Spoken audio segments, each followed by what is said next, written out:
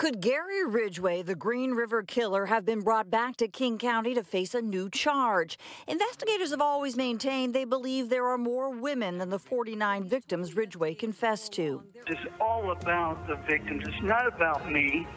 Back in 2013, in a phone interview from prison with KOMO Radio, Ridgway alleged there could be up to 30 more murdered women. And the total number is 75 to 80. All my victims, except for one or two, were killed within 2 miles of I-5. The King County Sheriff's Office told us, quote, it continues to actively investigate potentially related cases, but offered no other details. 4 former Green River Task Force members either said no comment or didn't respond to my request. I don't know why they're so close-lipped about it. Cloyd Steiger has no connection to the Ridgway case or investigation. He was working for SPD at the time, 36 years, 20 as a homicide detective. He now works cold cases in the private sector. I thought there's two reasons they would bring him back to King County. Number one, they're going to charge him with a case he hasn't been charged with already. Or number two, there's some sort of an issue with his sentencing. They're going to go back and correct it in court. If it turns out to be a new charge, Steiger says he's confident the victim's family has already been contacted. It's a mixed bag. It dredges up old feelings, but maybe there's some satisfaction knowing somebody's going to be held accountable. Donna Hurley's 15-year-old daughter, Lori Ann, was one of Ridgway's victims, and she was shocked to hear he was back in King County, but hopes it leads to answers for other families. You never know. I mean, I know they're still actively looking for cases. Michelle Esteban, KOMO News.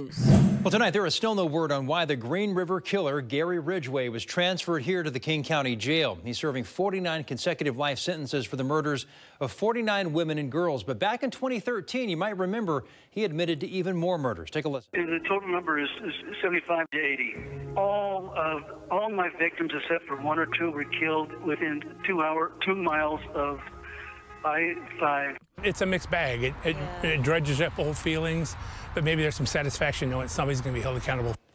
So tonight I talk with Michelle Esteban, who's continuing to press county officials for answers on why Ridgway was moved in the first place. Well, Michelle, thanks for being with us here on ARC Seattle tonight. So I know a lot of people are so curious as to why Gary Ridgway is there at the King County Jail. What have you been able to learn today? Well, I've been able to learn that prosecutors as well as police are remaining tight-lipped on this, and I don't know why. I've gone to Superior Court to see if there's a court date set up. There isn't. I've gone to the court records. They're sealed, which means I can't open them to see what is happening. I've called the sheriff's department to find out, look, you guys are the ones that investigated this case.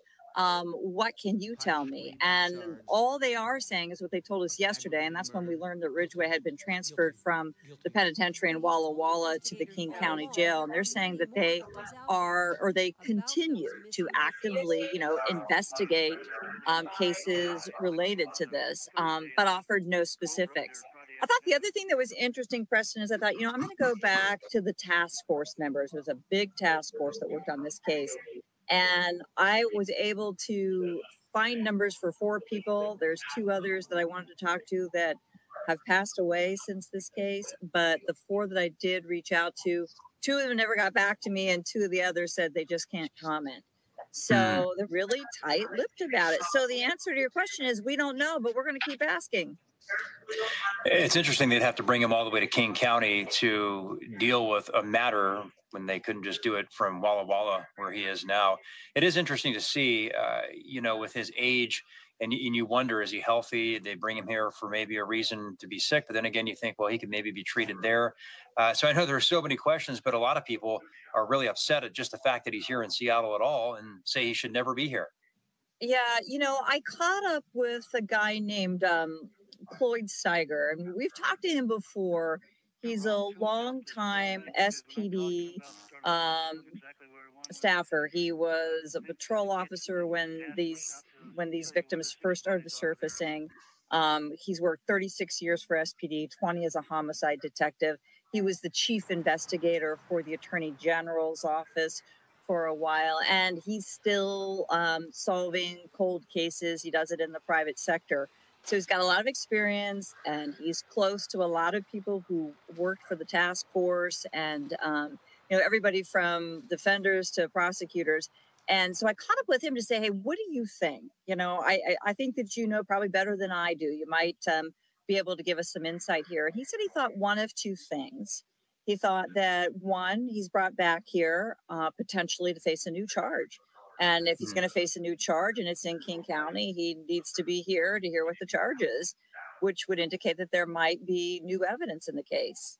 The other thing he said is that it's possible, maybe on some sort of technicality, he's back here to be resentenced and has to be in court in order to do that. So, you know, those are the two things. It's interesting that you brought up, you know, his health and medically what's up with him there. And I asked as well, I'm like, could this be medical treatment?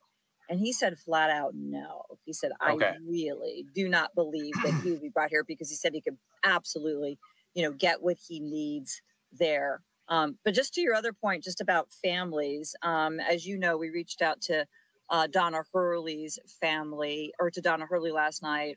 Her daughter was one of the victims, and she was just shocked. She had no idea he was back. And, you know, it's unsettling for folks because it dredges up some of those old feelings. So she was shocked that he was back, hadn't heard anything. But, you know, if he's here, she's hopeful it might lead to new evidence.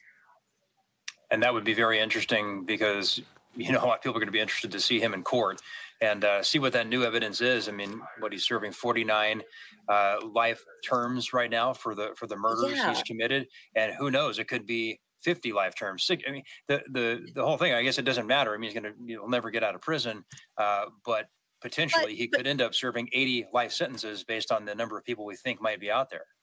Yeah. So here's what's interesting. It matters because if you're the family, right, who has a loved one that's, you know, that they've never been able to solve the case and it's never been linked to this, but now you find out. I mean, you need your day in court. You need that opportunity to be in court and to know that the case, you know, has gone before a judge and been prosecuted, right? So there's that.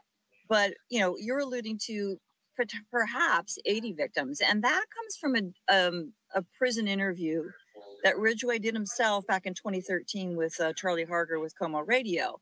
And there was a, you know, federal or a private investigator who was talking to Ridgway. And so Charlie also became a part of those phone conversations and got Ridgway to agree to go on the record. And he said that, you know, there are between 75 to 80 victims he'd like to help police find them. And as you know, we all know that investigators believe that there likely are more victims out there. And that's why there's that caveat in the plea agreement. So when they reached that plea agreement in 2003 and he pled guilty to those 49 cases, part of that also, let's check my notes here so I get this right for you, allows them to, let's see, let me just read it for you. So part of the guilty plea agreement, prosecutors agreed, right, not to seek the death penalty in exchange for his confession and details about the murder. So that was back then, as well as pleading guilty to, this is the important part, to any and all future cases in King County where his confession could be corroborated by reliable evidence. So they leave the door open so that if there are other victims, and, you know, and that goes to what we've heard all along, that they do believe that there could be others, but you got to have the evidence. And sometimes in these cases with serial killers, you know, the former law enforcement officer that I spoke to today said sometimes, you know, they'll tell you things for various reasons and it's not true. So there's always that potential that the person is lying. But you know, he's here for a reason. We'll keep asking the questions.